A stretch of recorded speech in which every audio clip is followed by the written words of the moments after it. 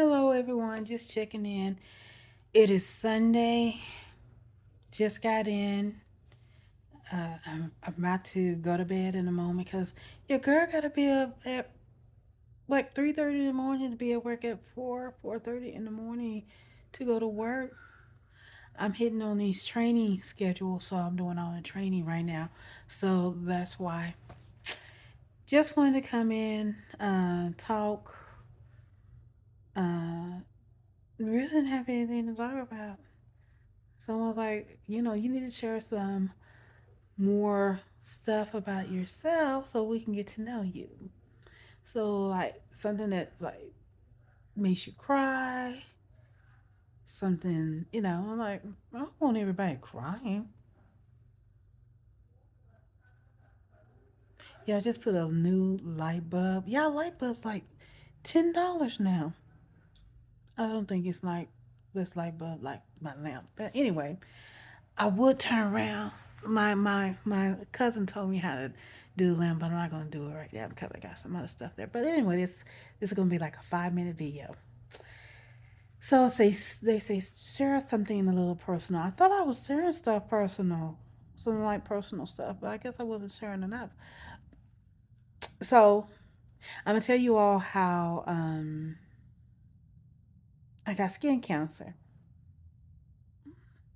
Black African American woman, skin cancer. So it was like 22 years ago. So I was like 28, 20, 28, 27, 28, something like that. Okay, so y'all already know I've been trying to lose weight. I've been trying to lose weight for like all my life. But anyway, I really have. But anyway, I lost all this weight just like I did before. And I got down to my size 14 that I like. And I had this knot on my knee. I've been having a knot on the knee. And my doctor was like, oh, it's a cyst, it's a cyst, it's a cyst. I'm like, okay.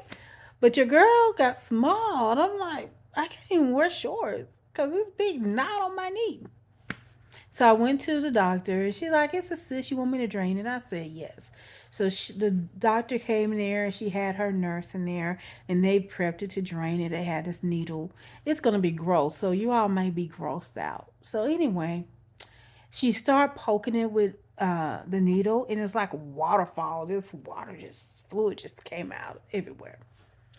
So she's like, we couldn't get it out for some reason. I was like, okay. She said, come back the next day. So I came back the next day and they poked it again. And then, like, the second day, I actually went to work. And this is the beauty of God and everything.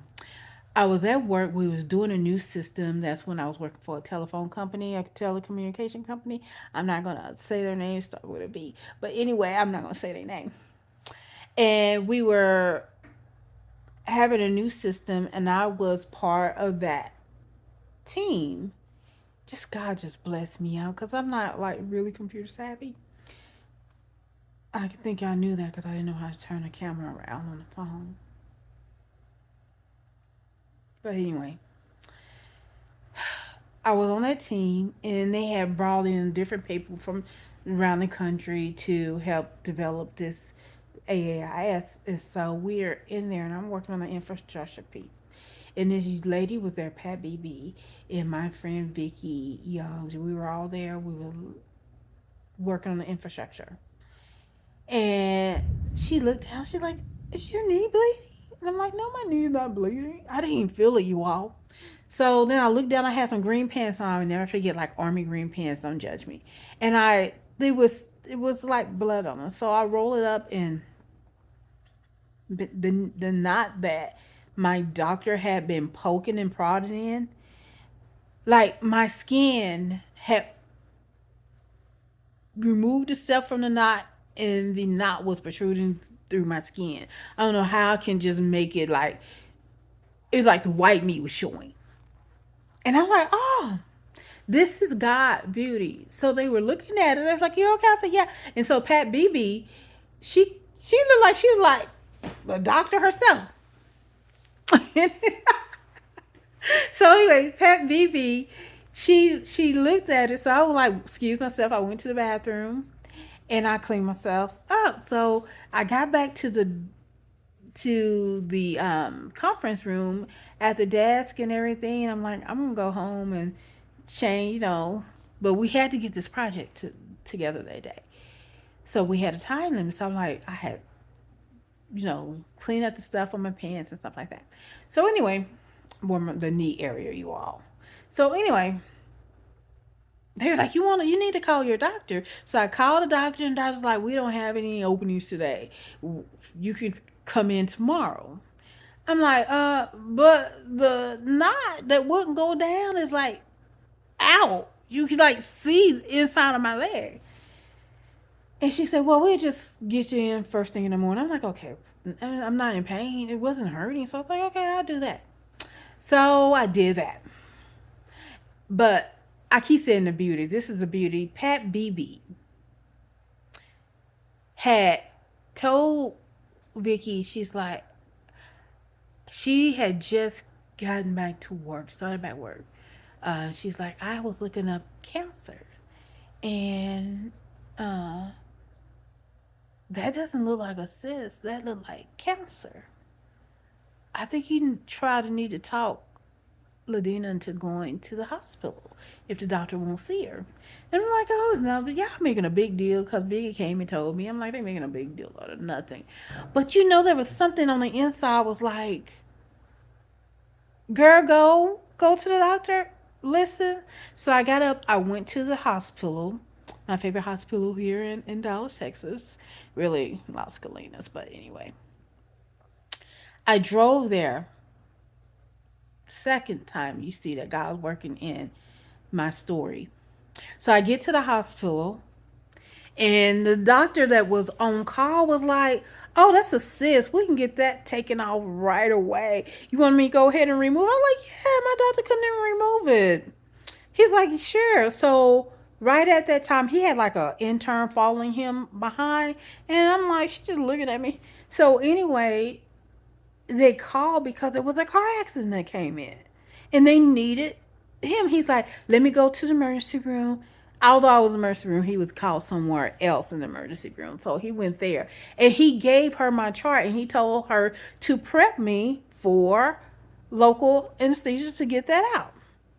So she did. They called me in the back room. It wasn't busy that day. Y'all already know. Emergency room was real busy. But this is like 22 years ago. It wasn't that busy. So anyway, she took me back there. I got into on the thing. She put the little skirt on my knee, and she began to look at my knee. The intern, right? She started looking at my knee, and she was like, how long you been having this? I told her. She said, have you had any pain? I said, no pain with it at all. She said, does it feel like your legs on fire sometimes? I was like, yeah, but that's because, I've been working out. And everybody said it's muscles that I haven't used in so long. So that's why my leg feel like it's on fire a lot. I mean, it felt like, oh my goodness, every time I did something, it was like somebody was holding a candle up to it. Then it was always itchy, itchy, itchy, itchy, itchy, itchy. So she asked me, did it itch a lot? And I'm like, yeah, how you know? She was like, okay, don't worry about it. I'll be right back. Mind you, she stopped prepping me. So she goes out, and she's an intern, so I don't blame her for this. She goes out. She thought she closed the door, but it wasn't one of those doors that you just close. It was one of those doors that when you close and it just slowly close. So the nurse was getting me prepped because the nurse was getting some more things that she had told her to get. And she's like, we can't operate. We can't cut that. And she's like, why? She said, listen to this. She said, my studies is for rare cancer. She has a rare cancer. That's not a cyst. And if we cut into it, we're going to do more damage. Now, mind you, she thought she closed the door. So I'm on the door like, did she just say I had cancer? So the nurse came in all cheery, happy. I was like, forget all that. Did she say I have cancer? And she's like, well, we don't know. So anyway, they sent me to a special, Dr. Rashad in African American doctor in Las Colinas, and he looked at it. He's like, "That's just a cyst. We because they wouldn't remove it." Dr. Rosado said, "We could go ahead and remove it, and we'll send it in." So they cut it out. They put me under schedule for put me under. They put me under. They cut it open. They cut it off.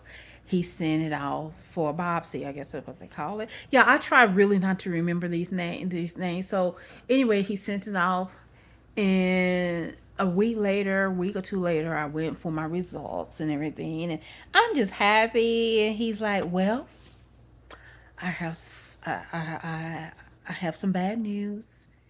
And some more bad news. I'm like, okay, well, what is it? He's like, you have cancer. That's the bad news. What's some more bad news? He's like, it's a rare form of cancer, and it gets worse. I'm like, what cancer? Rare form? Worse? What's worse than that? He's like, well, there's no cure. It normally hit elderly Caucasians in their late 50s and 60s. You're an African American woman in her 20s. And because there's no cure, 75% of the people die from it within the first year, other 25 within 3 years. So you're looking about 1 to 3 years, and mainly they have to amputate because it normally comes in the lower extremities or anywhere in your sweat gland because it's actually for Eccrine, which is your sweat gland. Eccrine Porocarcinoma. So I'm like, okay. All right, good. He's like, did you just hear me? He's talking my goodness. God got me. God got me. God got me. I ain't worried about why you worry about. I ain't worried about what we're gonna do. He's like, Miss Ladina, it's nothing we can do about it. It's nothing we can do about it. It's like, okay. And he's like, do you understand what I'm saying to you? You understand the severity of what I'm saying to you? I'm like, sure. Baby, I got in that car on the way home, and I got to thinking about it. I'm like, did he just sit up here and tell me I was gonna die?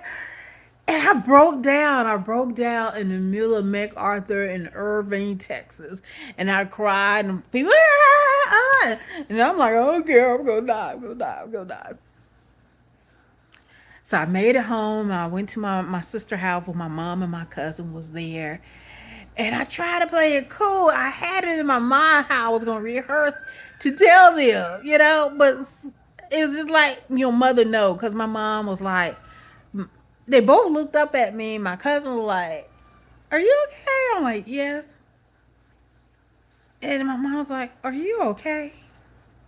Nay, nay. And I'm like, Kelly got me, nay, nay. I'm like, they say I got cancer. They say I got cancer. So, my mom got me, my cousin got me. Of course, it was sad. My mom made me lay down in my nephew, Jazz bed. Lord rest his soul. He passed at 17. That's a different story.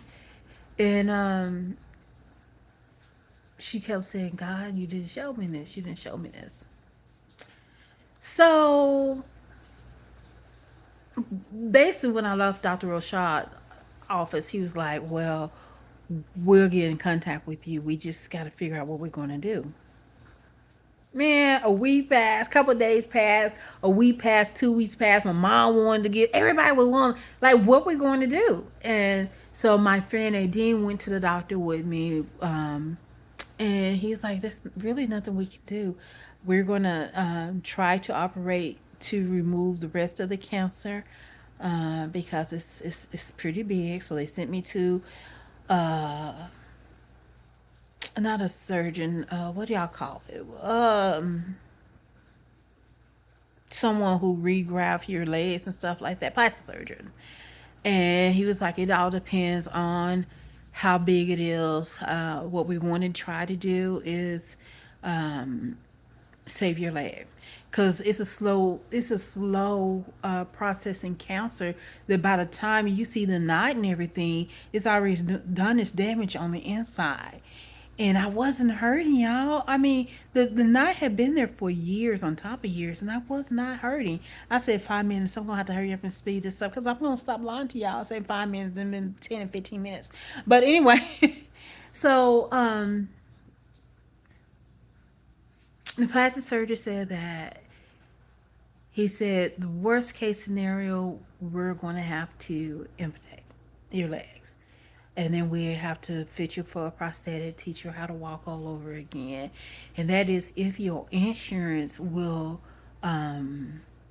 I had Principal Life. They were so good, y'all.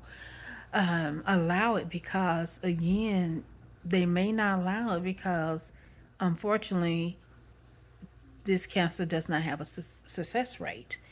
So they may not allow you to have a prosthetic, but if they do, we'll do this. So anyway, surgery time came the night before the surgery. My sister came up. My sisters, I love my sisters. We may fuss, we may fight, we may not always get along, but my sisters came up. Camille, they all came up, but Camille and her boyfriend, they stayed with me that night. And I had a dream. I think I told you all about this dream before in another video, where it wasn't a dream. I really said I was awake. And was like in heaven. I got to see generations on generation on top of generation family. And, and I got to see them in the period time they were dressed in, the time period they were. And it's just like, I knew they were family. I knew they were family. And my Aunt Judy was there. My grandmother was there. Everybody was there. And they had passed on.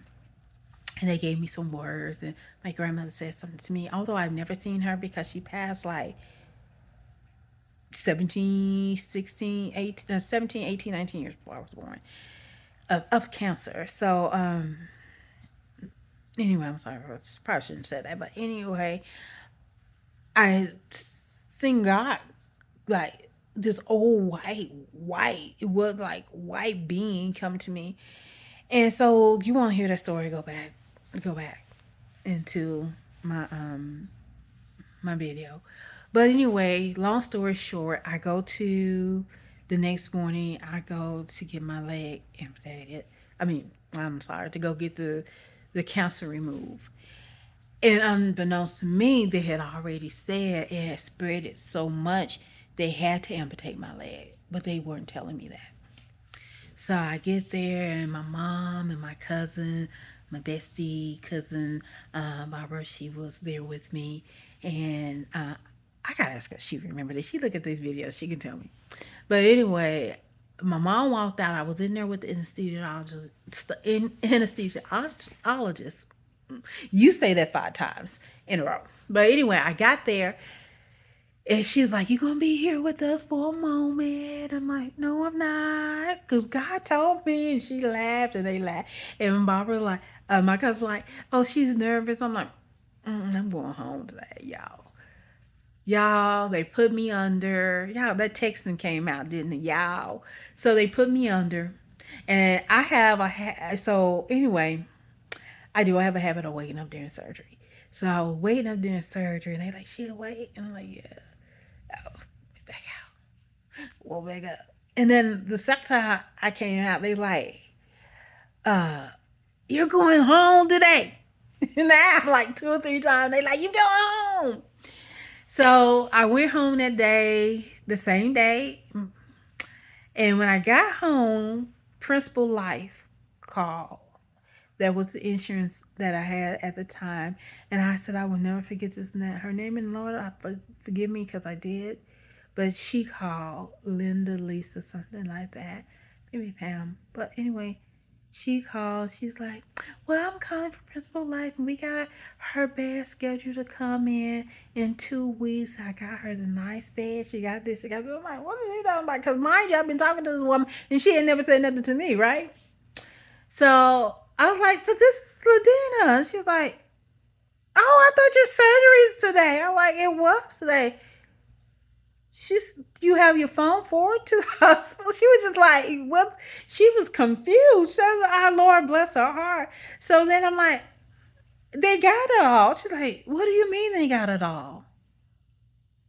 And then this is when I learned. She said, well, I, I don't understand because I already got paperwork. They said they were going to have to amputate.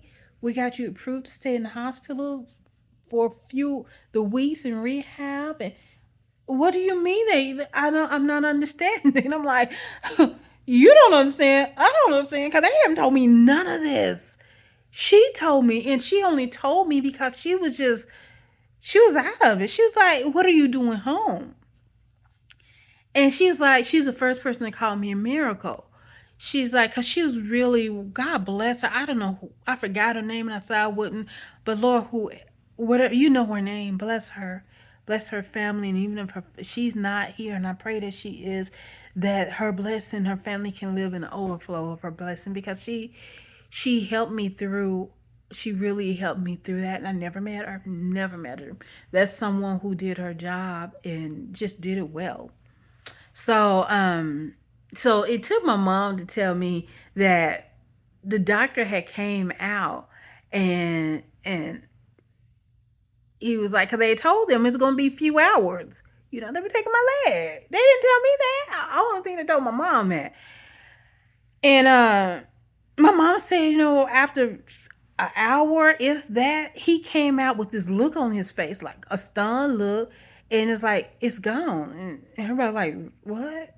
Thought maybe I was gone. He's like, no, the cancer is gone. It's shrunk. It's like shrunk. So by that time, it was like half a dollar size. Now this is everything they telling me. The doctors tell me and everything. I really didn't go into great detail to really find out because I took care. It was just gone. I don't need to know the whole details.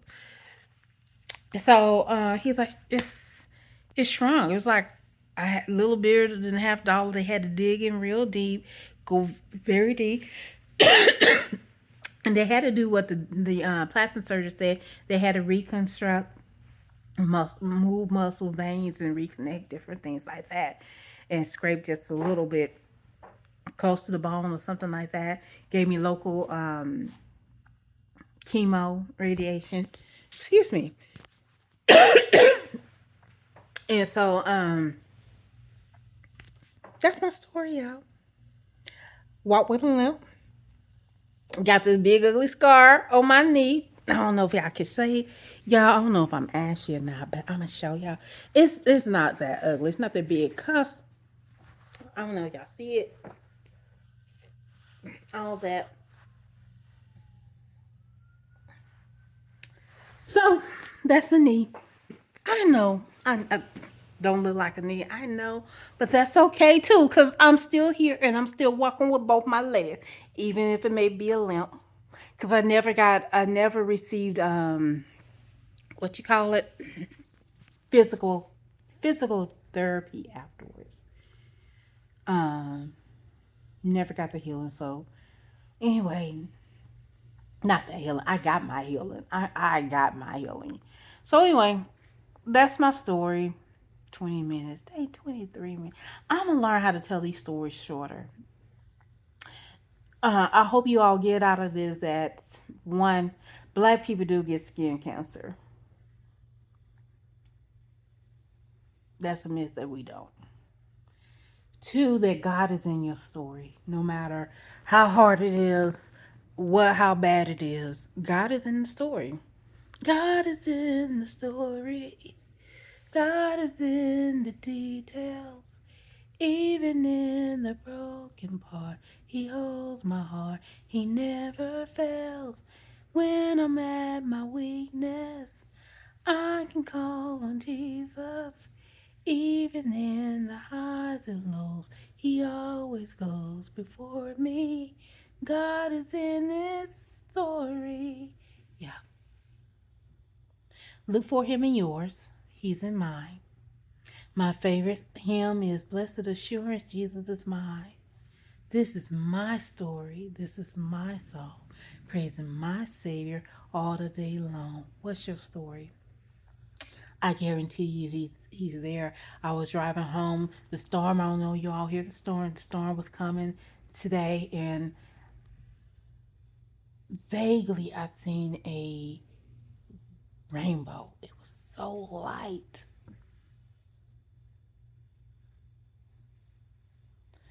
And it just reminded me that no matter the storm, there's a rainbow. Sometimes you just gotta look for it. It may be faint, but it's there. I walk with a limp, but my leg is there. God is good. Anyway, next time. Ta ta. Love you. God bless. God bless.